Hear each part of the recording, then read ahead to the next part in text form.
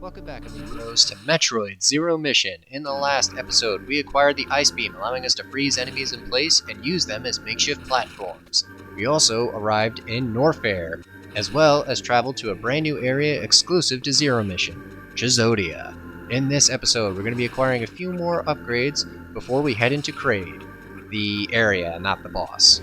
Yeah, that's a strange thing that, to my knowledge, only Metroid 1 does, where the areas are named after the two main bosses in this game, Kraid and Ridley respectively. My guess is that the developers were crunched for time and they had to, just utilize what was there in front of them. I could just imagine it like, oh shit, boss, the deadline for this brand new game that we're debuting on the NES, it's fast approaching and we still don't have a name for these two areas. What do we do? The boss is just like, oh shit. Just name them after the two bosses we have in the game, Kraid and Ridley. Yeah, that sounds cool. People will like it. At least that's how I imagine it went. And I want to bring attention to something I did last episode. I'm pretty sure you noticed that I am playing this game on the Wii U Virtual Console. Yes, I'm not playing this on an original Game Boy Advance. That is because I do not own a physical cartridge of Zero Mission, so that means I have access to restore points. And yes, I do use them. The only reason I use them is because I want to get a move on, and I'd rather get the missile expansions and power-ups in the best way possible. I did try to edit around them, and I have no shame in using them. Unlike a lot of other Metroid veterans, I am not as skilled in Metroid. I enjoy the series a lot, and right there, see, I was stuck because I am not a master at the wall jump, and the level design in the original Metroid, as well as Zero Mission, is very confined, so it's hard to really utilize Samus's increased mobility properly. But back to my point. Yes, I do use restore points to help get missile expansions and power-ups a little faster, as well as correct mistakes, because if I did not, well, let's just say you'd be seeing the game over screen quite a few times. So, yeah, I am not afraid to admit that I use restore points. I use them for beneficial reasons, not so much because I use them just cuz. There's a difference, I swear. I said it before that this version of Samus is my favorite to control, but fuck me if it isn't a pain in the ass sometimes to take advantage of her increased mobility. The wall jump especially. Because in Fusion, you needed two walls in order for Samus to pull off the wall jump successfully. But in Zero Mission, they go back to the way it was in Super Metroid, where you just need one wall to jump off of, and that's how Samus can reach greater heights that she couldn't before. But the difference is between Zero Mission and Super Metroid is that Samus in Super Metroid was a lot floatier, based on what I've heard, obviously. And in this game, like I said before, Samus is a lot heavier, which leads to tighter controls, and you need to be quicker if you want to take advantage of the wall jump. That's why you'll see me at most succeed with it sometimes, and other times I'll fail miserably. Like I said, the wall jump is something that is easy to learn, but very difficult to master if you want to get the most out of it. And right here, we just got a brand new power-up, the high jump. With this, Samus can jump even higher than before, and while she's in Morph Ball, she can jump...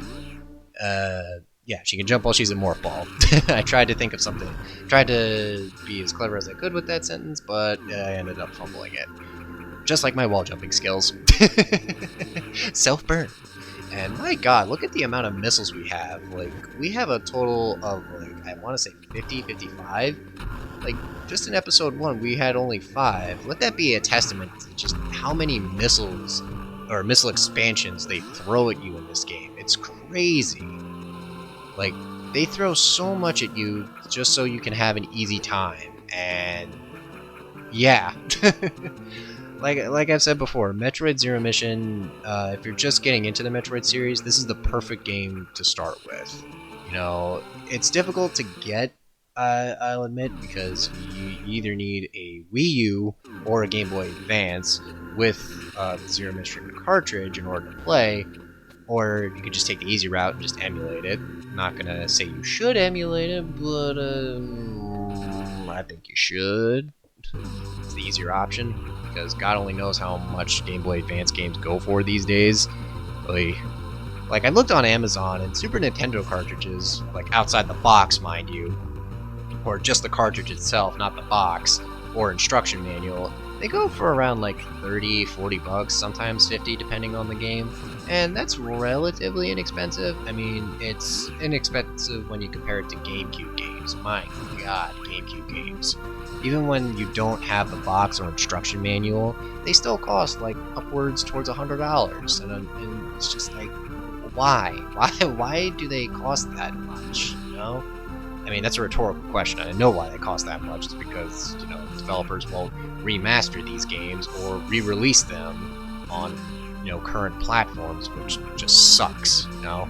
It's times like this I wish Nintendo would just re-release, you know, the GameCube era games on the Switch or something. They have the control scheme on the Switch to do it, so what gives, you know? Just give me GameCube games on the Switch, and I will happily pay for that service. You know, like I will happily do that. Ugh. But back to Zero Mission. We are heading we're heading back into Brinstar to get a new suit for Samus, the Very suit, before we head into Kraid. Why exactly? Well, I'll tell you why. Because it makes a certain mini boss in Kraid an absolute joke. And you'll see what I mean in the next episode, because we don't head to Kraid just yet, like I said before. And right here we have to freeze these enemies, and this can be a bit tricky because the camera isn't exactly as wide as it should be to give you a proper view. You just kind of have to blind fire it. You can wall jump if you're skilled enough to do it, but there is a bit of an incline, I guess, to prevent you from going this route. This is not the intended route, by the way. And let it just be a testament to what you can get if you sequence break and, you know, break away from the developer's quote-unquote intended pathway.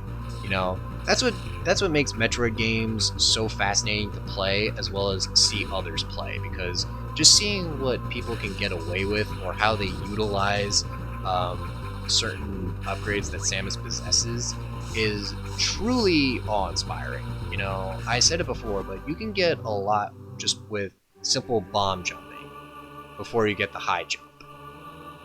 And it's just crazy. And right here, I'm just going to use this Chozo statue because it's way safer than just going through the acid. Because, again, Samus in her regular power suit will take acid damage. In order to prevent her from taking acidic damage, as well as travel through high temperature areas, you're going to need the Very suit. This is just the easy way of doing it. And yeah, alright. Oop.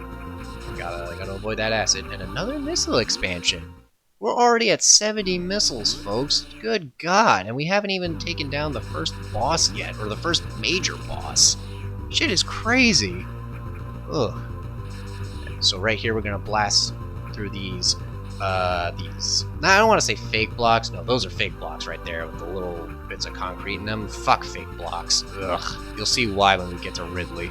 But we're going to blast through these normal blocks. There we go. And we're going to blast up here, because that's how we're going to get our Very suit. Oh, man.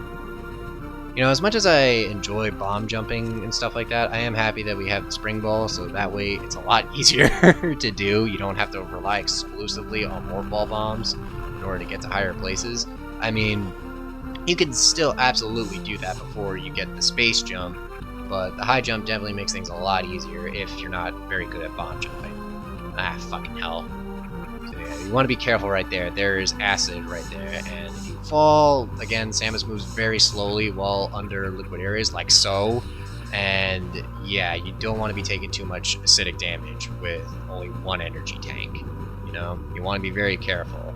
And like I said, Metroid 1's level design is very condensed, and in the NES version, Samus was a lot floatier, so you could control your jumps more accurately. But with Samus's tighter control, it's hard to really like gauge if you're going to make the jump or not. But right here, we collected the Very suit. In addition to preventing heat damage and acidic damage, we also take decreased damage from enemy strikes. So fuck yeah! But with the Very suit equipped, we're now ready to go into Kraid. Next time on Metroid Zero Mission, that's where we're heading. See you guys then.